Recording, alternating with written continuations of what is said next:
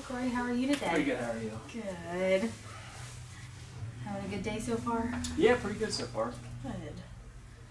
Let's see here. So this is our third session. We haven't had one for a couple weeks now. So since the last one, we've had Easter. How was your Easter? It was pretty good. Got to spend some time with the family and enjoy the Easter egg hunt. So that was pretty fun. Do you just hang out with your immediate family during holidays normally? Like a small or? Yeah, pretty much. Just, mom, dad, wife, kids, stuff like that. Okay. You said you did the Easter egg hunt. Was that fun?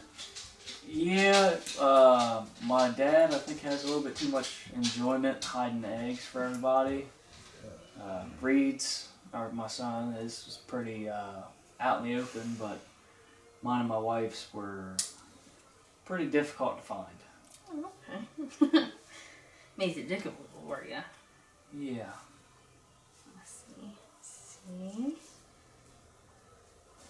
Did anything else happen since like our last meeting? Anything new? Anything exciting? April 1st, I got married to my fiance finally. Okay. So that was exciting. A lot of people thought it was a joke because it was April 1st. Yeah. But 3 years ago, we got engaged on April 1st, so it's kind of cool to just kind of keep that date going. Yeah. And did you have a big wedding, small wedding? Just a small one at the courthouse and all, so. Okay. Any family? No. No. Okay. Anything new or anything besides just getting married and Easter or? It's turkey season now. Okay. So that's exciting. Not really like a super huge turkey hunter, like I am with deer, like we've discussed in past sessions. Okay. But it is fun. It just lets me get out and kind of enjoy the outdoors again with a bow in my hand. So that's always something that I enjoy doing. Huh. And have you had any luck with any turkeys or anything? No. No. No. At this point, I'd rather just go to the Walmart and buy one. It'd probably be a lot easier than going out and trying to kill one. Oh no. So going back to, since you mentioned our last sessions and everything, we discussed basically how you use it to relieve stress and anxiety and everything. Is that the same with any kind of hunting? So turkey, deer, anything? Absolutely. Okay. Any species, just being able to go out there and harvest food and bring it home is just, it's probably one of the most gratifying feelings for me personally. I'm sure a lot of other people feel the same way, but it's just, hunting, any type of hunting, even if it's just going out to the farm and killing foxes and groundhogs and stuff like that, it's just a fun release, and I just enjoy being outside. Okay.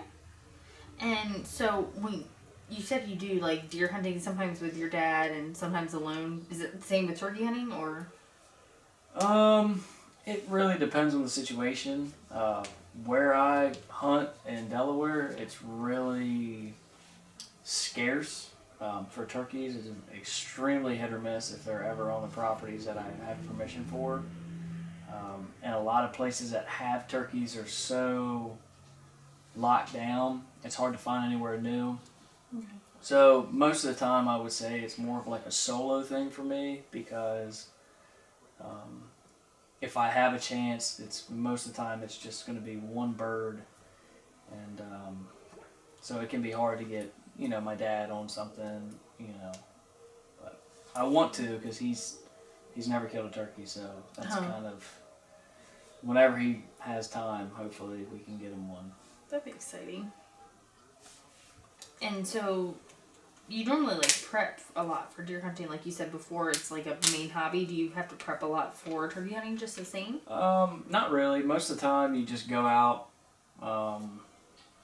Some guys go out weeks before the season opens.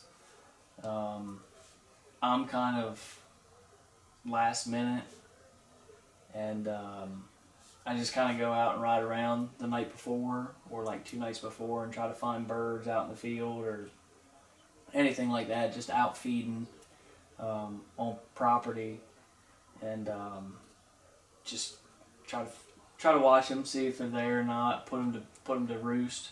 They fly up in trees and sleep at night, so the predators don't get them. So just try to do that. There's really no preparation besides just trying to put eyes on birds or hear them on the property. Okay. Okay. So sticking with the hobby a little bit, trying to get out there and everything. And you said you recently got married. Yes. And you were engaged for 3 years, you said? Yes. Okay. How's the married life, even though it's recent? Hasn't changed. Hasn't changed. Nope, it's the same thing. The only thing I have is some jewelry on my finger. Oh, okay. So, Is this your first marriage? second. Second. Okay. Yeah. You were in the military prior. Yes. Was you married in the military? Yes, ma'am. Okay.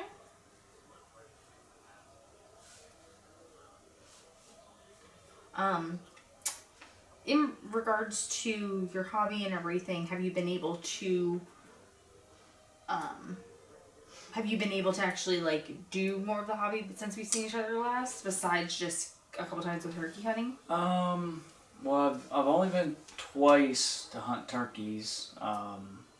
Just quick get out at first thing in the morning, so it didn't really last long. I didn't really stay out there long because when I was, I went in the morning, I didn't hear any birds or see any birds or anything like that. So I just kind of hung out for like maybe an hour or two after sunset or sunrise, and then I got out of there. So I wouldn't really say that it was very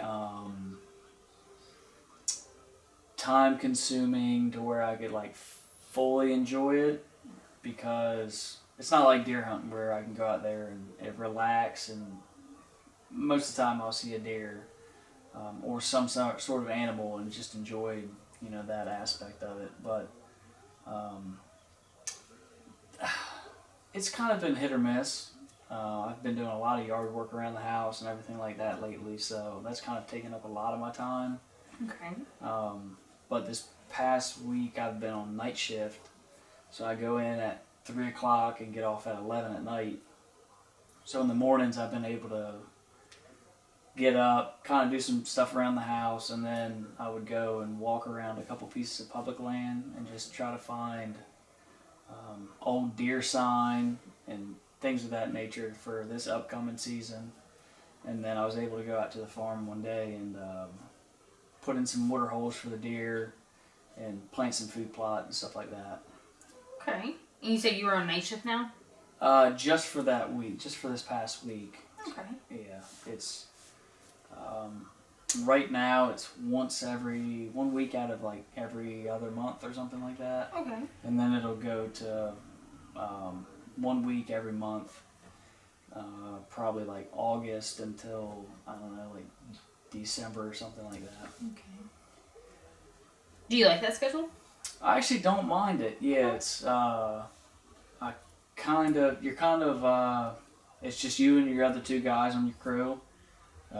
There's not everybody else there. There's not all the bosses and everything like that. So it's relaxing because it's real mellow. You're pretty much just standing by for trouble. So that's pretty nice.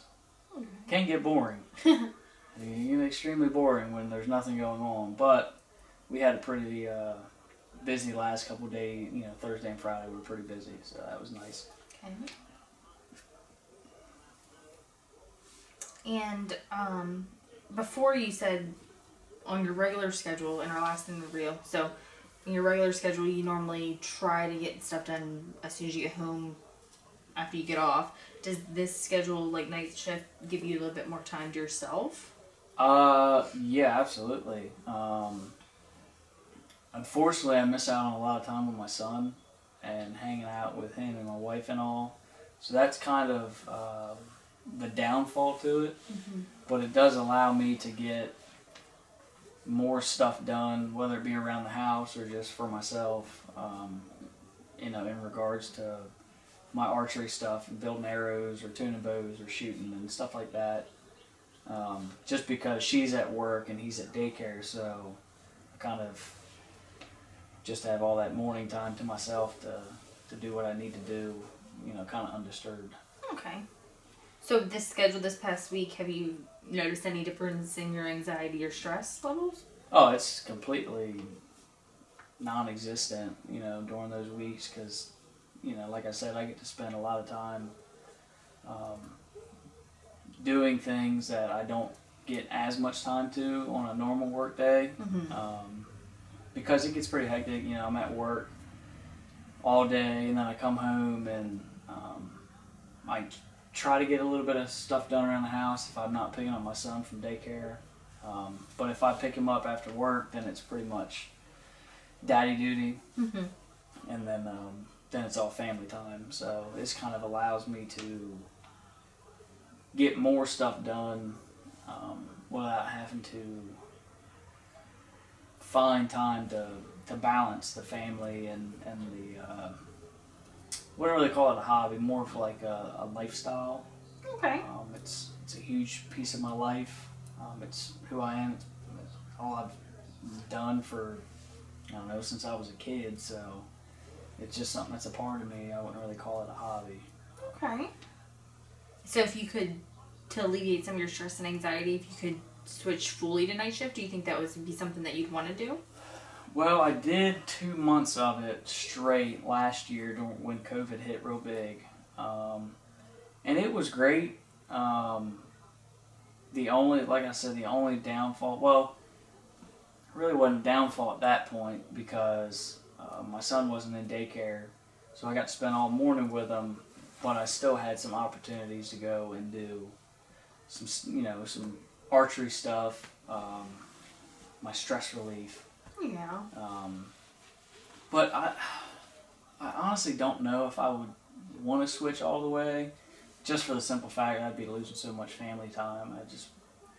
I'd get a lot more done, that's for sure, but I definitely would miss out on the family time, and not really a fan of that. You do seem more calmer, Yeah. just in this session alone. Well, I found some turkeys Oh, okay. today. Yeah, I went riding around and I found quite a few turkeys, but hopefully I get the good phone call saying I can go into that property and hopefully kill one next week. So.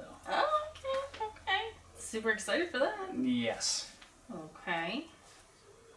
Let me see here. So you said your stress and anxiety just this past week because you've been on night shift this week. It's been about 3 weeks since we've seen each other. Anything from the first 2 weeks since then? Or did you notice that having any difficulty or anything? I've had a few days, but nothing, I couldn't work through.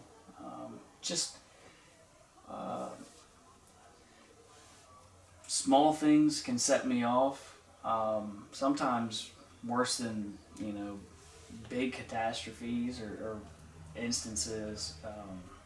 But it's kind of been pretty mild. Okay. More on the good side than the bad. Okay.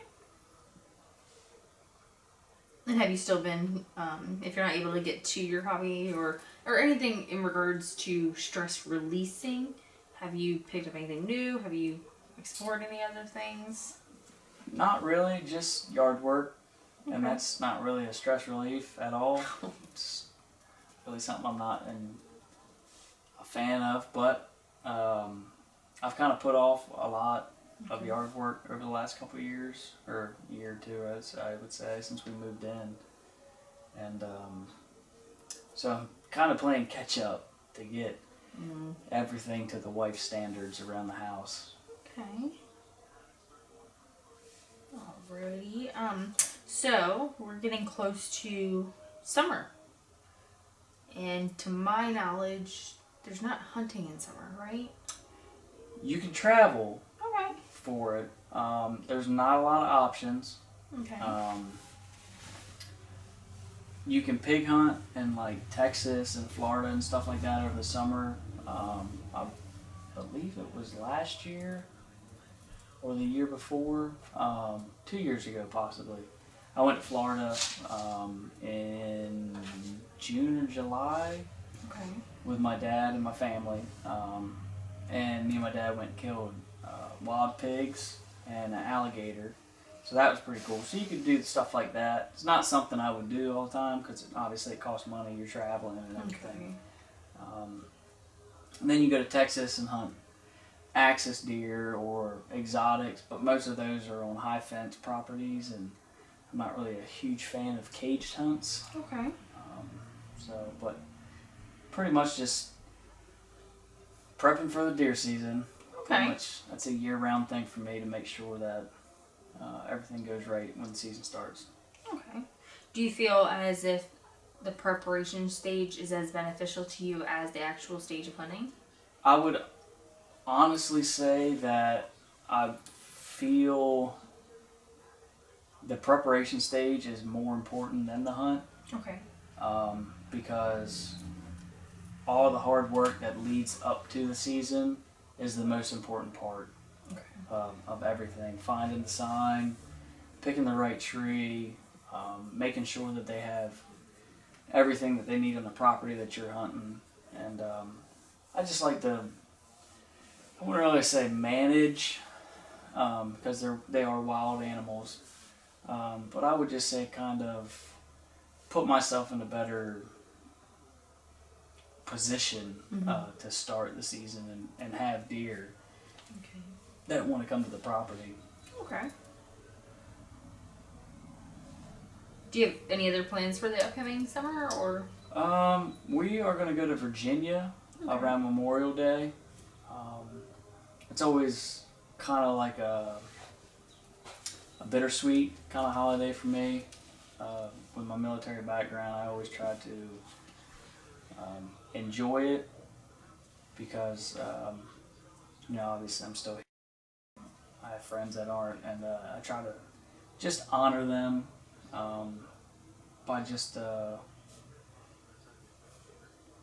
remembering, the time that we had together. So I try to get out and have fun and stuff like that with the family as best I can. Is that in regards to Memorial Day? Yes. Okay. Do you do anything like special for them or anything in general on that day? I try to do it all year, but where I'm doing a lot of yard work right now, I don't really have everything out, but I have a American flag that I keep in my yard or in a certain part of the yard to honor every single one of them. So currently I have 5 little American flags that I put out in the yard to kind of represent them and kind of let them know that I'm still thinking of them. Okay. Are these individuals that passed while you were deployed with? 3 of them are, and 2 of them are guys that I was in basic with. One of them was actually in my platoon during infantry school, and one of them was my drill sergeant. They unfortunately passed away this September. So 3 months after I had left Afghanistan, they had gotten killed. Okay. And even though on that day you remember them and like honor them, is it a stressful day or high anxiety day for you? I wouldn't necessarily say that. Just because it's not, I don't really treat it as like a sad day. I'm not like one of those super mournful people because I feel like it's kind of almost disrespectful in a way. I would rather, and if I was sad and everything like that, they'd probably yell at me or hit me or something because that's just kind of people they are. But, I just feel like honoring them and just remembering the fun times and all the experiences that we shared together is more important than mourning the loss of them, And you said disrespectful to them? Like to be sad? Well, not necessarily like that, but just the fact that that I wasn't enjoying all the good times that we had. Obviously, nobody wants to you know, when you pass, you don't want anybody to be sad or anything like that. You want them to be happy that you guys knew each other. You guys shared memories together and everything like that. That's more important than, you know, being sad about their death. I mean, obviously it is sad, and it's a tragedy that, you know, you no longer get to spend time with them or talk to them or anything like that. Because I know there's times I would love to talk to, you know, all of them. But I just try to, like I said, you know, just honor them as people versus, you know, that they died. Okay. Do you still, just because sometimes when people are put in stressful situations with certain people and then they leave that stressful situation, they still stay in contact with people? Do you stay in contact with anybody that you weren't service with? A few of them, yeah, I stay in contact with them. Mostly the guys that I went to dog handler school with. Okay. Unfortunately, the guys that I grew really close with, I didn't get to stay with them during deployment the whole time.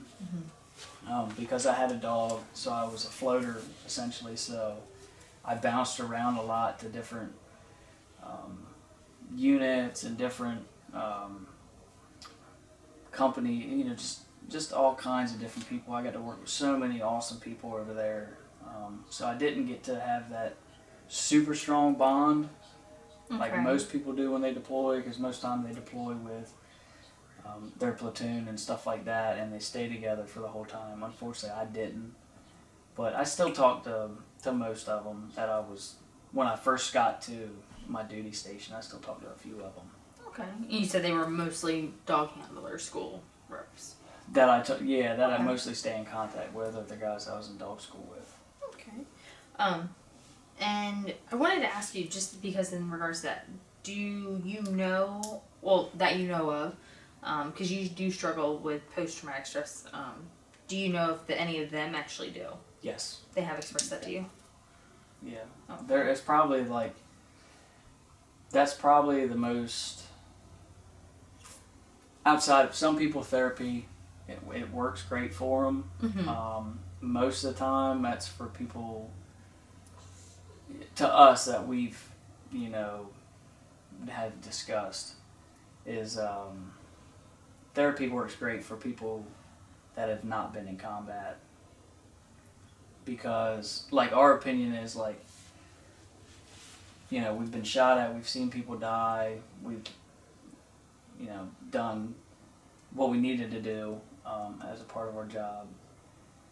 And to talk to people who have never really experienced that, it's kind of hard for us to feel like they completely understand or anything. So it's, at least for the guys that I always talk to, and myself personally, I would rather talk to people that I've deployed with or that have been through that kind of stuff, because they're going to understand the most and they're going to help you out the most. But like I said, that's purely just, you know, my thought on it. Okay. So what you're saying is basically you guys saw the worst of the worst, so people that didn't maybe see that can't really relate to you. Exactly. Okay. Now, is there a difference between feeling as if they understand or just being understanding?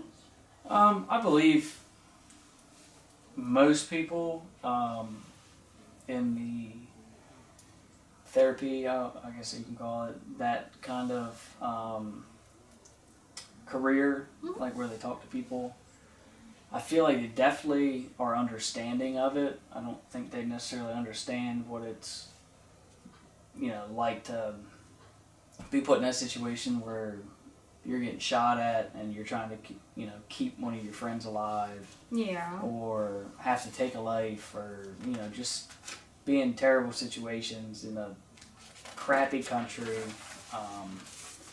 That's just something that, you know, only a few people can really understand. And the gentlemen that you stay, or females that you stay in contact with, that were also just in general either deployed with you or in your dog handler school, do you know if they struggle with it severely or minorly, or is that something that's not super expressed? I had a few guys when we came back that actually committed suicide due to their struggle with PTSD. Okay. But most of the guys that I was with, you know, they struggle with it at times, but they're kind of like me. They all have their outlet. Okay. I have several friends that I've been getting into the outdoors, and one of my buddies, like we didn't deploy together or anything like that, but we met through a wounded, like a wounded hunting program where they take soldiers to go and hunt and stuff like that. They take care of you. They bring you in and they take you on these hunts, and it's probably one of the most popular things going on right now for vets is getting them into the outdoors and getting them hunting and fishing and stuff like that, because it's such a huge therapeutic outlet for us all. And my one buddy, I mean, we met on a turkey hunt in Tennessee, and he'd never been a hunter or anything like that before, and which is surprising because he's from one of the most from the greatest big buck state you could possibly live in to kill big deer. Yeah. Well, I gave up my opportunity to kill a turkey with a bow and let him come up because I wanted him to experience that. I knew I would have more opportunities because I've been doing it all my life. Mm-hmm. So I gave him that opportunity to, because he had missed like 3 or 4 turkeys that week, and but I wanted him to get one, and well, he wanted to shoot my bow and stuff too, and I let him do it, and now he's just this absolute hammer and kills great deer and just goes all over the place, and it's so cool to just watch and look at his experiences that he gets to do now, and I just feel like I'm a huge part of it, and I cherish it just like it was, you know, something I had killed or experienced. I love seeing it. Yeah. So you almost like seeing people prosper. Absolutely. Okay. Yeah. Because like I said, it's just a huge outlet for people like me. Okay. And in regards to your buddies and everything, the ones that have unfortunately passed or the ones that are still with us, do you know if any of them, besides just their outlets, have seen professional help at all? A couple of them have talked to therapists, but I wouldn't really say they felt like they benefited from it. Okay. Obviously, it's great to get stuff off your chest because that's one of the biggest things we struggle with, or I wouldn't say everybody, but it is a big struggle to be vocal about it. Okay. About the things that we've seen and done, and to keep it bottled in, I think that's probably the worst thing that you can do, and not talk to somebody, because it's just going to wear on you, and then, you know, it's either going to end up with being hooked on drugs or alcohol, or worse, you know, you take your life just because you just can't handle it anymore, because you just feel like you're alone. Okay. Like nobody understands you. And you said before you weren't really, not 100% against, but you just never sought to talk to somebody. No. Okay. You know, I had my outlet, and as weird as it is, I talk to myself a lot, just to, even if it's just me talking or thinking about the things that I've done, it's just good for me to just kind of get it out, even if it's just to myself. It's just kind of nice. Just to vocalize your thoughts. Yeah. Okay. Did you ever try to suppress yours with any alcohol, drugs, anything like that? I went on a pretty big drinking binge. Okay. When I got back, it was pretty bad. And honestly, I would say the last 4, maybe 5 years, I don't really drink a whole lot anymore. And I gotta be honest with you, I've never felt better. Okay. So that's been great. And then I went through a pretty bad episode with like pills and stuff like that, just to try to numb everything. But I kind of kicked that to the side and kept drinking more. Alcohol is a little bit easier to get. So basically, like, you use those suppressors to suppress the thoughts for the moment, but it was never like a long-term fix. No, it's just a numbing effect. Numbing mechanism. Okay. Okay. If you could gauge just your stress and anxiety levels just for today, where do you think you are on a scale from 1 to 10, where 1 is like, no stress at all, no anxiety, don't feel anything, or 10 where you're like just about to shake out of your boots? Today? Yeah, just today. Maybe like 2.5, 3, something like that. I wouldn't say I'm ever not stressed, but I wouldn't say that I'm to the point where I'm angry. Okay. And if you had to use that same scale, same system, how would you rate your most stressful days? 10s. Okay. So literally, like, feel like it's gonna take over your body. Like, don't look at me or say something wrong because Okay. I'll snap kind of deals. Okay. Even though, it could be completely harmless. Sometimes I just take stuff the wrong way or just I'm not in the mood. Okay. And so, is 3 and 4 like a least stressful day for you? Like a 3 out of 4 to 10? I would say a 3 is about 3. the bottom line I ever get to. Okay. So if you're 3 and then 10 at the worst, what's your main? If you had to just look at your overall, let's just pull a week. A random week, doesn't have to be a most stressful week or a non-stressful week. Where do you think your median level would be? So, like, if you had to set yourself at a day, like every day of the week, what is like a median level? Is this during deer season or after deer season? Because that could change a lot. Let's just say you have access to your hobby every day, not necessarily hunting or during Just the the season, hobby. but you have access to do something to alleviate it every day. If I can shoot my bow every day or build arrows or hunt every single day for a minimum of like an hour, Mm-hmm. I would say my median stress would be like 3 to 4. Oh, so you're least stressful. Okay. It is so therapeutic for me to just be in an element where I'm just extremely comfortable, and it just I don't know, it just makes me happy.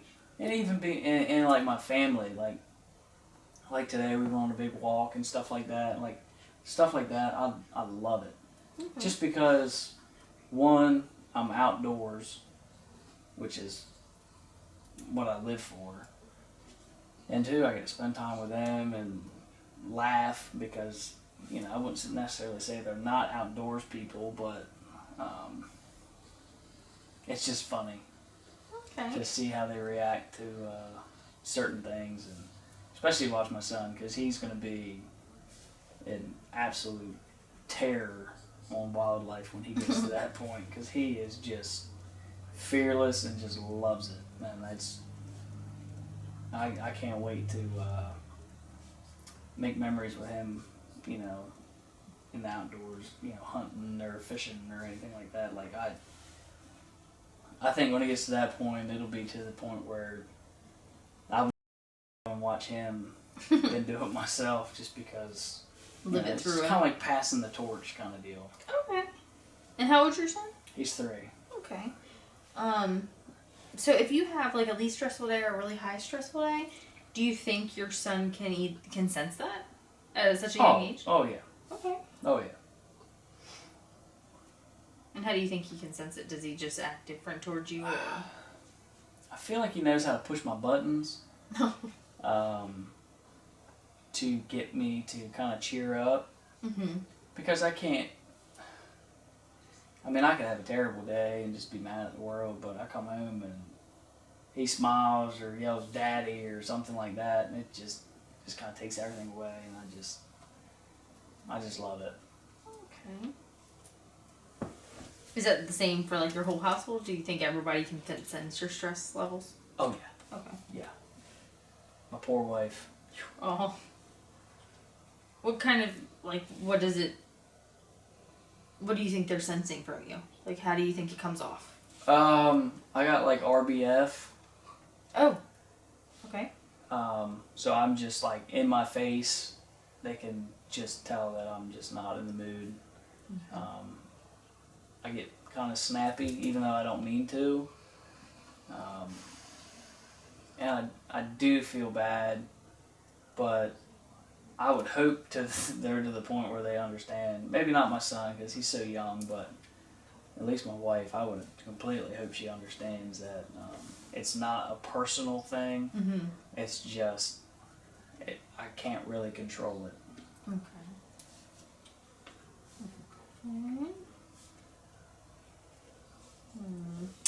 And let me see here. So I want to go back, if you don't mind. We're going to jump back to dog handler days and everything. Because you said you do have your dog. Yes. The actual one you were deployed with. Yep. Okay. All right. He goes with me everywhere. All right. Now, your stress levels and anxiety levels can be very high. Everybody in the house can sense that. Can your dog actually sense that? Oh yeah. Okay. Yes. Absolutely. 100%. Okay. They are the most sensitive creatures to humans' emotions. Okay. My trainer always said it runs down the leash. Yeah. If you're having a bad day, he's having a bad day. If you're happy, he's happy. It just, and they can sense everything. Okay. If I'm sad, he's there to comfort me. If I'm going through something, anger or anything like that, he's always there, and it's a constant. And do you think he helps alleviate anger, stress, even if you feel like you're having, so I'm just going to break down a scenario. So let's just say you're having panic attack. Yep. Let's just say a slight, just in your mind and everything, and you're just in your own, let's just say you're in a random room, doesn't mean you have to have everybody around you. Do you think that can he sense that and like come to you and try to calm you down? I wouldn't necessarily say like from a different room, but if he's around me, like when physically can see me, or just like the tone of my voice and everything, I know he can feel it. Okay. And he definitely will come to me and nudge me or just want to be close to me, snuggle up or do something goofy, just so I gets a smile or laugh out of me just from him just being silly. Okay. And I can sense it with him too when he has his bad days. How's that? Just his body movement, just how he acts. He's just, I don't know, it's a connection that you get with these animals when you are with them 24/7. He relies on me, I rely on him. So it's just, we can just read each other so well, and I can just tell. There's days he aggravates the heck out of me. But Don't they all? I still love him. Okay. So looking into the future, just want to see, do you like having sessions like this so far? Just to talk about, not necessarily be judged, just to talk.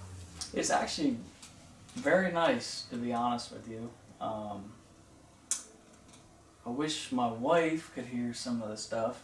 Maybe she could understand a little bit better than me just being like, hey, I need to go shoot my bow. Gotcha. Or I just need to get out of the house and fletch a couple arrows or something. But, we still she understands, so. Okay. Is it something that you would continue to do in the future? Like continue to just talk to somebody, not necessarily look for a resolution, diagnosis, nothing like that, but just to talk to someone. Possibly. Okay. I wouldn't necessarily say it would be something that would be, every month or anything like that. But, maybe a couple times a year. Okay.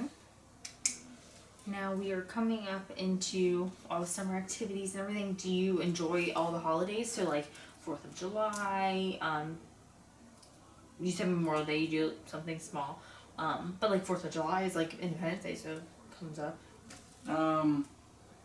I mean, I don't really do a whole lot. I'm not like one of those big people that goes out and parties and thinks they need to cook burgers and stuff like that Okay. on every holiday.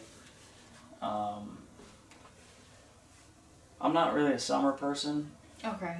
I don't like the beach and all the summer activities and stuff, but the summer is kind of like my hibernation, Okay. and then I kind of branch out from there, during the fall and the winter. But so I'm the complete opposite of 90% of the people who live in this area. They're all beach people, and I am definitely not. Do you take your son to see like fireworks for 4th of July or anything fun like that? I have not seen fireworks since probably 2013 or 14. Oh, okay. Got out of the military, and my family wanted me to go to Florida with them to Disney with my niece and all. And I hadn't been since I was a kid, so I agreed. And every night at Disney, I can't remember the time, but they set off fireworks, and it just mentally did not work out for me, and I just have avoided it ever since. Okay. Is there a certain reason for the fireworks for you? Just an explosion. Sound. Just a sound. Oh, okay. Okay, that makes sense. Well, yeah. Avoidance of that is fine. Obviously, that's not something that's just a enjoyment factor for some people. Yeah. We live in the country, so everybody sets off fireworks. So we just turn the TV up and watch them from the windows. There you go. Yeah. Hey, at least you know what day they're coming. It's I not can like see a shock. them. I just don't like hearing them. Okay. I don't know. Maybe it's different. I might have. That was a long time ago, so maybe mentally I might handle it a little different. Now, I just haven't really given it a chance. Okay.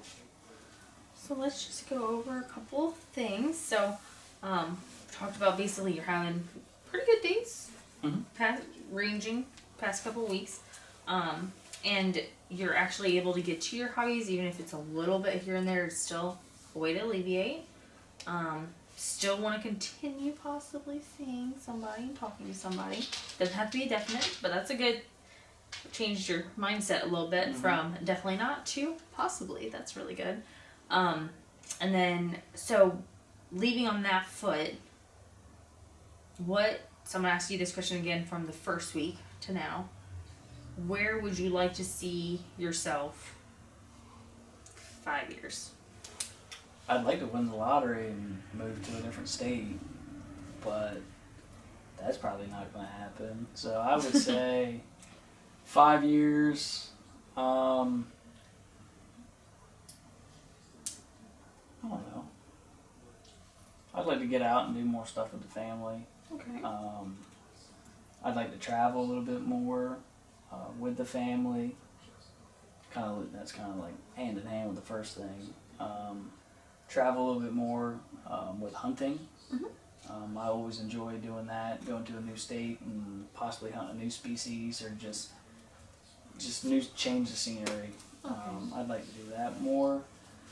And just mentally, just kind of work on myself. I feel like the first two things are huge helps to it. And I feel like in 5 years, if I continue to do those two things, it will help me out a lot more. And mentally, I'll probably just be more stable. At this stage, you think you have obtained the tools to help you? It's just to keep it consistent. Yeah. Okay. Time and money. That's the key factor with everything in life. There you go. But luckily, I'm in a pretty... The time thing is the struggle. The money thing is... That's not the issue. Okay. Well, definitely don't do the fireworks. Don't have to do that. See if you can keep seeing somebody and talking to somebody, and definitely you're well aware, it sounds, of your emotions and your anxiety levels, and you know what triggers you. So it sounds like you have that pretty controlled. It's just how it comes off, like how you portray the it. people So you have to around work me. on that. Gotcha. Yes, the Okay. people around me is. Yeah. Well, on that note, is there anything else you would like to talk about today? No. Okay. Well, I hope you have a great summer. I hope we get to talk again. And thanks so much for talking to me again. I appreciate it. Thank you. You have a great day. You too.